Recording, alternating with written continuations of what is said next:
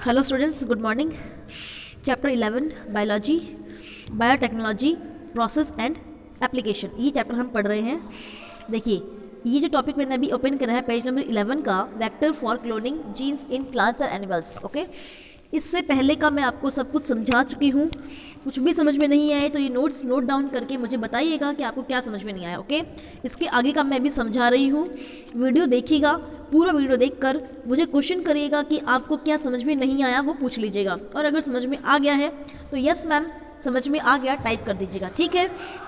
तो शुरू करते हैं, vectors for cloning genes in plant and animals. हम बात कर रहे हैं बायोटेक्नोलॉजी की।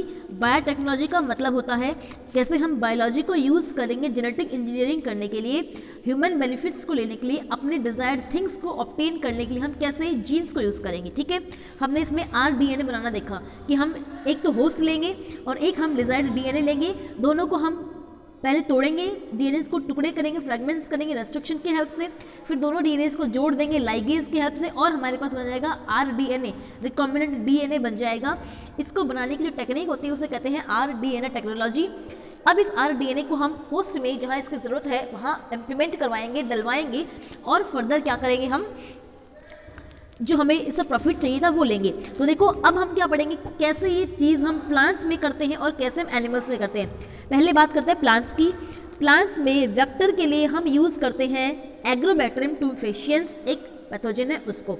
देखो, एग्रोबैक्टीरियम टूम्फेशियंस एक पैथोजन है, एक डिजीज कॉजिंग ऑर्गेनिज्म है प्लांट्स के अंदर। प्लांट्स के अंदर ये बैक्टीरिया है एग्रोबैक्टीरियम टूम्फेशियंस। ये क्या करता है, ट्यूमर करवाता है TDNA की हेल्प से। यानी कि एग्रोबैक्टीरियम टूम्फेशियंस अपना TDNA प्लांट्स के अंदर डलवा देता है और ये TDNA जब प्लांट्स में चला जाता है तो प्लांट्स के अंदर एक बीमारी कराता है जिसका नाम है क्राउन गॉल डिजीज या फिर ट्यूमर, ठीक है। ये नेचुरली कराता है, ये इसका खुद का काम है, ये अपने फायदे के लिए। TI प्लाज्मिड होता है इसके पास, क्योंकि ये बैक्टीरिया है तो बैक्टीरिया के पास क्या होगा, एक्स्ट्रा क्रोमोसोमल DNA। एग्रोबैक्टीरियम टूम्फेशियंस के प्लाज्मिड को TI प्लाज्मिड कहते हैं। इस TI प्लाज्मिड के पास TDNA होता है, इस TI प्लाज्मिड के पास TDNA होता है और इस TDNA को ये प्लांट्स के अंदर भिजवा देता है, जिससे प्लांट्स में क्या हो जाता है, क्राउन गॉल नामक डिजीज हो जाती है या फिर ट्यूमर हो जाता है। तो साइंटिस्ट लोगों ने क्या किया, एग्रोबैक्टीरियम टूम्फेशियंस के TI प्लाज्मिड को लिया, TI प्लाज्मिड के TDNA पार्ट को काट दिया, हटा दिया और TDNA पार्ट की जगह पर वो डिजायर्ड जीन का फ्रेगमेंट ऐड करवा दिया जो हमें प्लांट्स के अंदर चाहिए है, ठीक है। मान लीजिए प्लांट्स में अच्छी यील्ड हो, क्रॉप यील्ड अच्छी हो, ये वाला जीन हमें चाहिए। गुड क्वालिटी ऑफ यील्ड होने के लिए हमने जीन लिया, वो वाला जीन हमने TDNA की जगह पे कर दिया, रिकॉम्बिनेंट प्लाज्मिड बनाया और इस रिकॉम्बिनेंट प्लाज्मिड को हमने फिर से एग्रोबैक्टीरियम टूम्फेशियंस में डलवा दिया ताकि क्या हो जाए, ये प्लांट के अंदर इंजेक्ट हो जाए, ठीक है। तो इस प्रकार हम प्लांट्स में वेक्टर लेते हैं एग्रोबैक्टीरियम टूम्फेशियंस के TI प्लाज्मिड को। ये है प्लांट्स का वेक्टर। हम प्लांट्स में किसको वेक्टर लेते हैं, एग्रोबैक्टीरियम टूम्फेशियंस को लेते हैं, जो TI प्लाज्मिड के TDNA से प्लांट्स के अंदर ऑटोमेटिकली खुद से ट्यूमर कॉज करवाता है। इसी को हमने अल्टर करके, TDNA को हमने अल्टर करके अपना डिजायर्ड जीन प्लांट्स में इंट्रोड्यूस करवाया है। तो याद कर लीजिएगा, प्लांट्स में वेक्टर के लिए कौन होता है, एग्रोबैक्टीरियम टूम्फेशियंस का TI प्लाज्मिड का TDNA, ठीक है। एनिमल्स से बात करते हैं। एनिमल्स में हम एज ए क्लोनिंग वेक्टर लेते हैं रिट्रोवायरस को। रिट्रोवायरस क्या होता है, ऐसा वायरस जिसके अंदर जेनेटिक मटेरियल DNA होता है, जिसके अंदर जेनेटिक मटेरियल DNA होता है, ऐसे वायरस को हम रिट्रोवायरस कहते हैं। और ये रिट्रोवायरस ही हम एनिमल्स में वेक्टर के रूप में लेते हैं, क्योंकि रिट्रोवायरस के पास कैपेसिटी होती है कि ये बिना किसी की हेल्प के क्या कर सकता है, एनिमल्स के अंदर अपना जेनेटिक मटेरियल डलवा सकता है। तो हमें यहाँ पर वही चीज़ करनी है। तो हम रिट्रोवायरस की डिजीज़ वाला जो जीन है उसको हटाकर वहाँ पे अपना जो वांटेड जीन है उसको डाल देंगे और वो क्या करवाएंगे, एनिमल में इंजेक्ट करवा देंगे by the help of retrovirus. तो ये दो आपको एग्जाम्पल याद करने हैं कि प्लांट्स में वेक्टर किसको लेते हैं, एग्रोबैक्टीरियम टूम्फेशियंस के TI प्लाज्मिड के TDNA को। एनिमल्स में हम किसको लेते हैं, रिट्रोवायरस को, ठीक है। अब देखो, ये जो टॉपिक अगला, selection of recombinant formed can be done on by the following methods. ये चीज़ मैंने आपको पहले दिन समझा दी थी लास्ट क्लास में कि कैसे हम सिलेक्ट करेंगे कि रिकॉम्बिनेंट हुआ है या नहीं हुआ है। ये आप यहाँ से पढ़िएगा, नहीं समझ में आए तो क्वेश्चन पूछ लीजिएगा।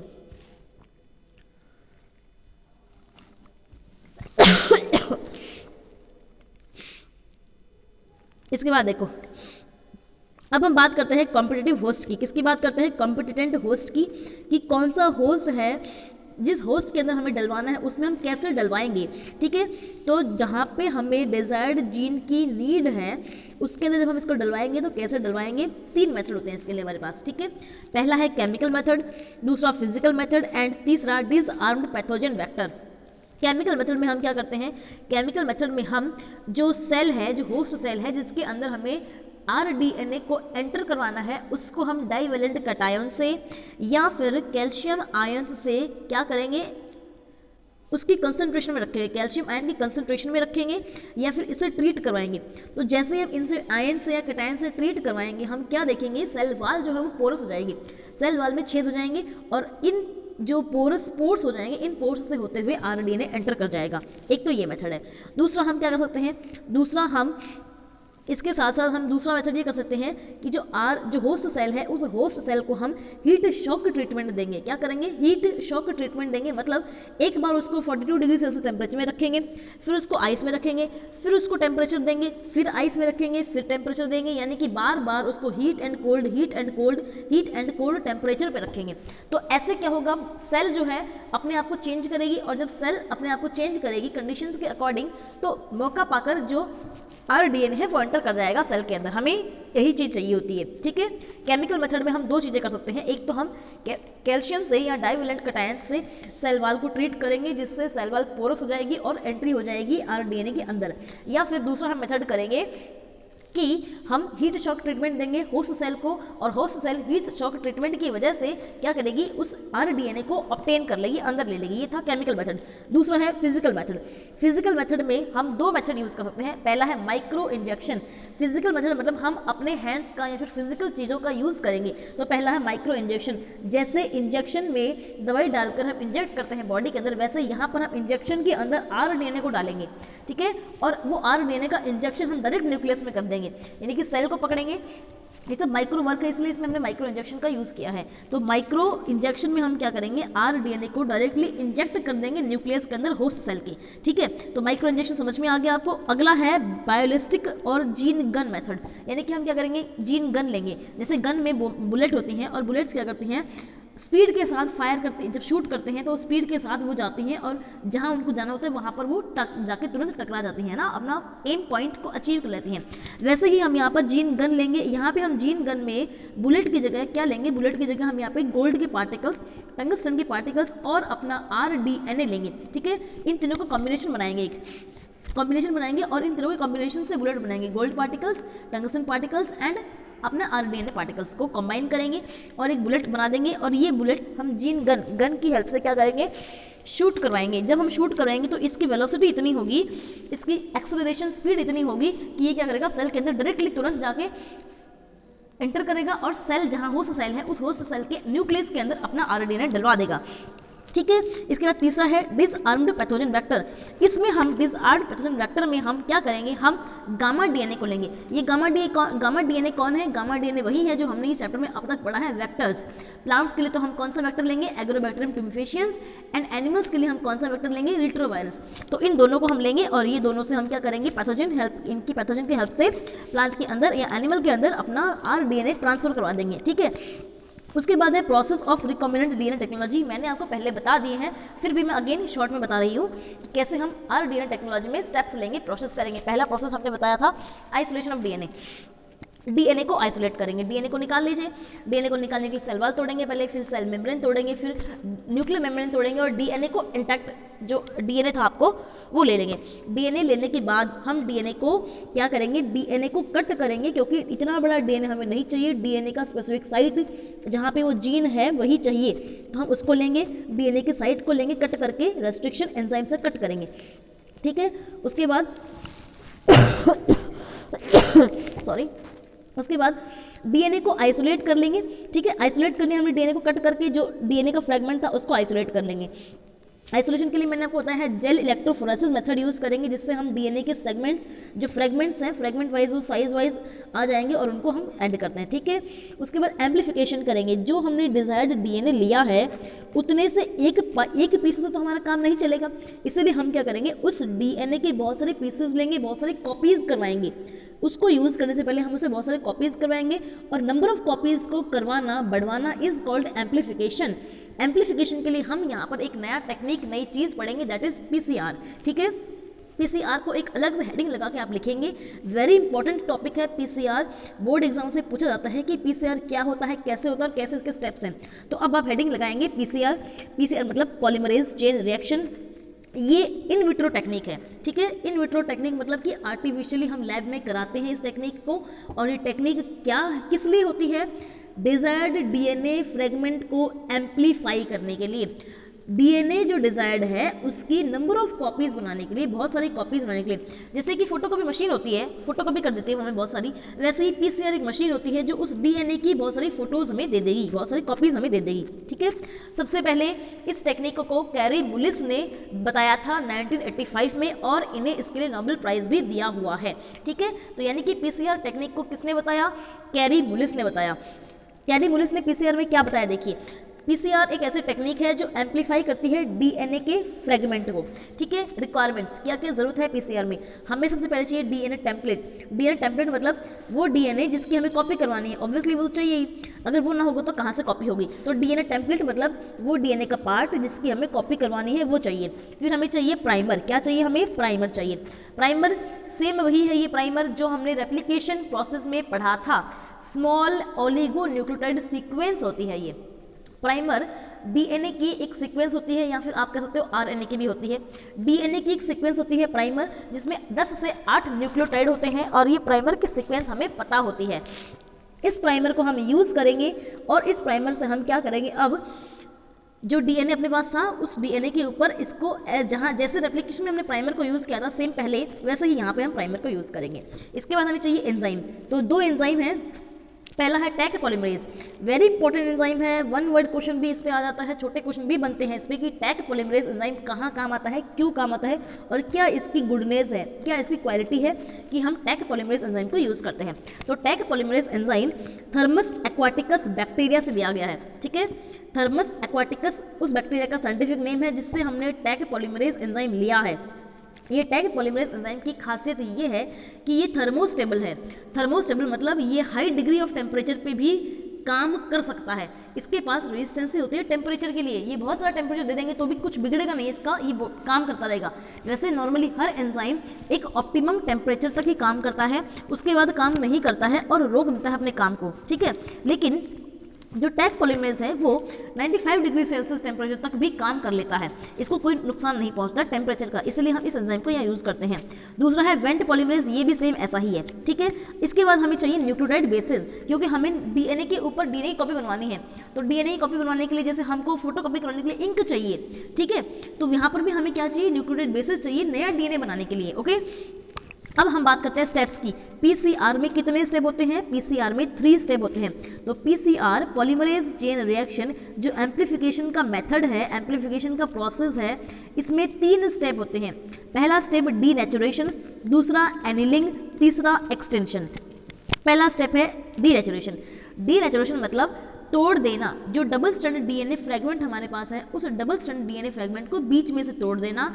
हाइड्रोजन बॉन्ड जो है नाइट्रोजनस बेसिस के बीच में उनको तोड़ देना और डीएनए डबल स्ट्रैंड को सिंगल स्ट्रैंड डीएनए बना देना, इसे कहते हैं डीनेचुरेशन। इसको करने के लिए हम उस डीएनए को हाई टेम्परेचर देते हैं। कितना? 95 डिग्री सेल्सियस टेम्परेचर देते हैं। 15 सेकंड या 20 सेकंड के लिए हम इस टेम्परेचर पे उस डीएनए को रखते हैं तो डीएनए टूट जाता है और डबल स्ट्रैंड से सिंगल स्ट्रैंड बन जाता है। उसके जो नाइट्रोजनस बेस के बीच में बॉन्ड थे, हाइड्रोजन बॉन्ड जो थे, ए और टी के बीच में डबल बॉन्ड, सी और जी के बीच में ट्रिपल बॉन्ड, ये बॉन्ड टूट जाएंगे और डीएनए डबल स्ट्रैंड से सिंगल स्ट्रैंड हो जाएगा। ठीक है, ये है पहला स्टेप, इसे कहते हैं डीनेचुरेशन। दूसरा स्टेप है एनीलिंग। एनीलिंग मतलब जोड़ना। किसको अनील करना है, किसको जोड़ना है? प्राइमर को। What is the primer? Oligonucleotide sequence of non nucleotides. Primer एक ओलिगोन्यूक्लियोटाइड सीक्वेंस होती है नॉन न्यूक्लियोटाइड्स की, और ये क्या करता है? एनीलिंग में हम क्या करते हैं, वो जो डीएनए सिंगल स्ट्रैंड हमने लिए हैं दोनों के 5 to 3 डैश वाली जगह पे, ठीक है, प्राइमर का डायरेक्शन 5 to 3 होता है, तो प्राइमर को हम 5 to 3 डायरेक्शन में जोड़ देंगे, यानी कि 3 एंड पे जोड़ेंगे।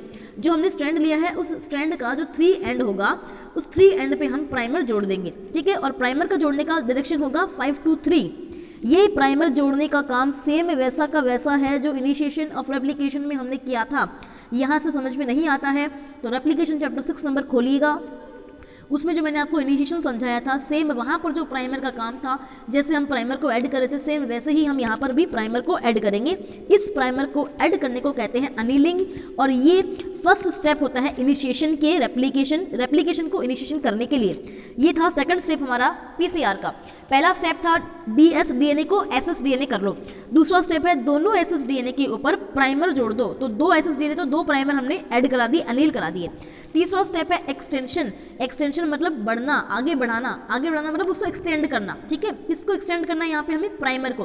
वो जो प्राइमर की सीक्वेंस हमने ऐड की थी अब हमें उसको एक्सटेंड करना है।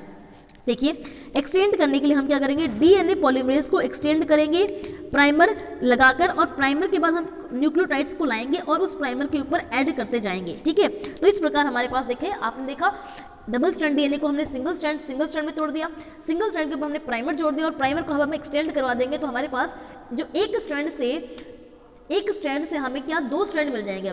2 स्ट्रैंड से अब हमें अगले चेन में 4 मिल जाएंगे, 4 से हमें अगली चेन में 8 मिल जाएंगे, 8 से हमें अगली चेन में 16 मिल जाएंगे। इस प्रकार हम पीसीआर की बहुत सारी चेन्स कराते हैं, इसीलिए हम इसे पॉलीमरेज चेन रिएक्शन कहते हैं। तो 3 स्टेप में ये प्रोसेस पूरा होता है। पहला है डीनेचुरेशन, dsDNA को तोड़ दो। दूसरा स्टेप एनिलिंग में उस ssDNA के ऊपर, दोनों ssDNA के ऊपर प्राइमर ऐड कर दो। एंड तीसरा स्टेप एक्सटेंशन, उस प्राइमर को एक्सटेंड करवा लो। जब प्राइमर एक्सटेंड हो जाएगा तो पूरे के ऊपर, सिंगल स्ट्रैंड के ऊपर हमें फिर से डबल स्ट्रैंड DNA बन जाएगा और हमें dsDNA मिल जाएगा। ये dsDNA एग्जैक्ट कॉपी होगा उस DNA का जो हमने शुरू में लिया था, डीनेचुरेशन जिसका हमने किया था वही सेम उसकी कॉपी हो गई है। इसे हम कहते हैं एक्सटेंशन प्रोसेस, ठीक है। और यहाँ पर हम सेकंड स्टेप एनिलिंग में टैग पॉलीमरेज एंजाइम का यूज़ करते हैं, ओके। जो मैंने आपको बता दिया थर्मोस्टेबल एंजाइम होता है, ये डीएनए पॉलीमरेज का काम करता है, ओके। इसके बाद हम जो डीएनए फ्रेगमेंट्स बने हैं इनका लाइगेशन करेंगे। अब हम क्या करेंगे, हम डीएनए फ्रेगमेंट्स का लाइगेशन। देखो मैंने आपको ये अभी जो बताया वो पीसीआर बताया है, ठीक है। पीसीआर के बाद अब मैं आपको बता रही हूँ कि कैसे जो डीएनए फ्रेगमेंट्स लिए उनको हम लाइगेशन करेंगे। तो जो डीएनए जो हमने तोड़ा था और डीएनए तोड़ने के बाद उसके जो स्टिकी एंड्स होते हैं, जो मैंने आपको बताए थे, जब एंडोन्यूक्लियस तोड़ता है तो स्टिकी एंड्स छोड़ता है, तो एंडोन्यूक्लियस के जो स्टिकी एंड्स है अब हम उन पे लाइगेज करवा देंगे तो डीएनए लाइगेशन हो जाएगा। इसके बाद है सेकंड, देखिए पीसीआर मेरा पूरा हो गया है। इसके बाद मैं अभी आपको क्या बता रही हूँ, मैं वही चीज़ आ गई हूँ कि कैसे हमने रिकॉम्बिनेंट डीएनए टेक्नोलॉजी में स्टेप्स किए थे। तो ये अगला स्टेप था 5th नंबर का, ligation of DNA fragments in vector में हमने डीएनए के फ्रेगमेंट्स को जोड़ दिया। फिर हमने उस वेक्टर को 6th नंबर स्टेप देखिए, insertion of recombinant DNA into its host, recombinant DNA को उसके होस्ट में डलवाएंगे। तो इसके लिए मैंने आपको 3 मेथड बताए हैं, केमिकल मेथड, फिजिकल मेथड या फिर कौन सा मेथड बताए थे, वेक्टर वाला मेथड, ठीक है। 3 ये मेथड मैंने आपको बताए हैं, ओके। उसके बाद हम करेंगे 7th point, culturing of host cell. जो होस्ट सेल जिसको हमने rDNA एंट्री करवा दिया, अब हम उसको कल्चर करवाएंगे, उसको हम मीडियम में ग्रो करवाएंगे और देखेंगे कि क्या ये प्रॉपरली काम कर रही है, जिस काम के लिए हमने इस सेल को बनाया है ये उस काम को कर रही है या नहीं कर रही है। अगर ये कर रही है तो हमारा बायोटेक्नोलॉजी सक्सेस हुआ है, अदरवाइज नहीं हुआ है। तो अब हम इसको चेक करेंगे। जब हम इसको चेक कर लेंगे और हम देख लेंगे कि हाँ हमारी बायोटेक्नोलॉजी सक्सेस हो गई है, फिर हम 8th स्टेप करेंगे, क्या, extraction of desired gene product. उस जीन से जो हमें प्रोडक्ट चाहिए था तो अब हम उस प्रोडक्ट को ऑब्टेन कर लेंगे, एक्सट्रैक्ट कर लेंगे। जैसे मैंने आपको बताया था इंसुलिन का पेशेंट था, तो इंसुलिन के पेशेंट में हमने rDNA करवा के इंसुलिन डलवा दिया। अब हम उस इंसुलिन को क्या करेंगे, वो इंसुलिन हमारे पास जीन प्रोडक्ट है, उसको हम एक्सट्रैक्ट करेंगे, एक्सट्रैक्ट करके उससे जो भी हमें चीज़ चाहिए वो चीज़ बनवा लेंगे और उसको लार्ज स्केल पे यूज़ करेंगे, ठीक है। क्योंकि हमने पीसीआर में बहुत सारी कॉपीज़ बनवा ली हैं तो हमारे पास उतनी कॉपीज़ अवेलेबल हैं काम करवाने के लिए। समझ में आ गया, ये था एक्सट्रैक्शन, ओके। लार्ज स्केल पर हम इसको कर देंगे। लास्ट टॉपिक है आपका बायोरिएक्टर। इस चैप्टर का लास्ट टॉपिक है बायोरिएक्टर। बायोरिएक्टर एक वेसल होती है, एक मशीन होती है, यानी कि एक वेसल मतलब एक कंटेनर होता है, ठीक है, एक डब्बा होता है बायोरिएक्टर, जिसमें हम क्या करते हैं, इसमें हम ये सारा जो चीज़ है ना, ये सारा प्रोसेस बायोटेक्नोलॉजी वाला काम है ये करवाते हैं, ठीक है। देखो bioreactors are vessels of large volume, बहुत बड़े वेसल होते हैं ये, जिनमें 1000 लीटर तक पानी या फिर 1000 लीटर तक लिक्विड आ सकता है। रॉ मटेरियल्स में हम डालते हैं और इनको हम स्पेसिफिक प्रोडक्ट्स में कन्वर्ट कराते हैं, जो हमें चीज़ चाहिए वो चीज़ ऑब्टेन कराते हैं, ठीक है। इस बायोरिएक्टर में देखो क्या होता है, it provided all the optimum conditions for achieving the desired product. हमें जो भी चीज़ चाहिए, डिजायर्ड चीज़ जो है उसको ऑब्टेन करने के लिए जितने भी ऑप्टिमम चीज़ें होती हैं वो सब इस बायोरिएक्टर के अंदर ऑलरेडी हमने दी होती हैं, चाहे वो टेम्परेचर हो, चाहे वो पीएच हो, चाहे वो सबस्ट्रेट हो, सॉल्ट हो, विटामिन हो, ऑक्सीजन हो या अदर कोई भी रिक्वायरमेंट हो, वो सब हमने बायोरिएक्टर में दी होती हैं। बायोरिएक्टर क्या है? बायोरिएक्टर मशीन है, बायोरिएक्टर्स वेसल्स हैं, कंटेनर्स हैं जिनमें हम बायोटेक्नोलॉजी को करवाते हैं या फिर इस सारे सिस्टम को, सारे स्टेप्स को करवाने के लिए एक मशीन है ये, ठीक है। सिलेंडर है ये, इनके अंदर हम क्या करते हैं, ये करते हैं। अब देखो बायोरिएक्टर के कंपोनेंट्स क्या होते हैं इसके अंदर। देखो इसके कंपोनेंट्स को जानने के लिए आपको बुक खोलनी है, साथ में बुक में डायग्राम दे रखा है आपको बायोरिएक्टर का, साथ में बुक में डायग्राम है जो बायोरिएक्टर का, उसको देखिए और उसमें देखिए एक होता है इसमें एजिटेटर सिस्टम। एजिटेटर सिस्टम मतलब जिससे हम घुमाएंगे, उस मशीन को घुमाएंगे, ठीक है। उसके बाद है ऑक्सीजन डिलीवरी सिस्टम, क्योंकि हमें बायोरिएक्टर में ऑक्सीजन भी चाहिए तो ऑक्सीजन को डलवाने के लिए भी तो कोई सिस्टम चाहिए। फिर कंट्रोल सिस्टम, कैसे हम बायोरिएक्टर को कंट्रोल करेंगे। टेम्परेचर कंट्रोल सिस्टम, उसमें टेम्परेचर भी तो कंट्रोल करना है। पीएच कंट्रोल सिस्टम और सैम्पलिंग, तो ये सब हम करेंगे और क्या करेंगे, हमारी चीज़ है उसको ऑब्टेन कर लेंगे इस मशीन के अंदर। बायोरिएक्टर का डायग्राम आपकी बुक में दे रखा है, वो डायग्राम आपको लर्न करना है और साथ में यहाँ बनाना भी है। Okay, next downstream processing, last topic है डाउनस्ट्रीम प्रोसेसिंग। डाउनस्ट्रीम प्रोसेसिंग मतलब ये जो हमने सारा काम किया है, all the processes to which a product is subjected to before being marketed as a finished product are called downstream processing। हमने जो सारा काम किया है, सारे काम में से जो चीज़ के लिए हमने काम किया है, जिस डिज़ायर्ड प्रोडक्ट के लिए हमने ये काम किया है, उस डिज़ायर्ड प्रोडक्ट को ऑब्टेन करना, उसको ऑब्टेन करके उसको एक्सपेरिमेंट कर लेना कि हाँ ये सब कुछ सही हुआ है और इसको हम ह्यूमंस में कर सकते हैं। मतलब उसको मार्केटिंग में लाने से पहले उसका जो टेस्ट किया जाना है, टेस्ट एंड प्रूव्ड करना है, वो चीज़ कहलाती है डाउनस्ट्रीम प्रोसेसिंग, ठीक है। ये 4 स्टेप हैं इसमें कि क्या होता है डाउनस्ट्रीम प्रोसेसिंग में। पहला है प्रोडक्ट को रिएक्टर से, रिएक्टर में बना लिया हमने प्रोडक्ट को रिएक्टर से अलग करो, फिर उसको प्योरीफाई करो, फिर उसको फॉर्मुलेट करो, यानी कि उसको देखो कि वो चीज़ सही हो रही है कि नहीं हो रही है, और फिर उसका हम क्वालिटी कंट्रोल करेंगे। तो ये था डाउनस्ट्रीम प्रोसेसिंग चैप्टर में इंपॉर्टेंट। अभी तक जो था, जो मैंने आज आपके साथ डिस्कस किया, उसमें एक तो बायोरिएक्टर का डायग्राम, बायोरिएक्टर क्या होता है, कैसे होता है, वो आपको करना है। इसके बाद पीसीआर, पॉलीमरेज चेन रिएक्शन, ठीक है। और तीसरा जो है स्टेप्स ऑफ आरडीटी के स्टेप्स, तो ये सब आपको लर्न करने हैं। चैप्टर पूरा हो गया है। समझ में कहीं कुछ नहीं आए तो आप कमेंट करके मुझे बता दीजिएगा, I will solve all your queries, ठीक है। नोट्स लिखने के बाद कॉपी मुझे आप सेंड करेंगे। Okay, thank you so much.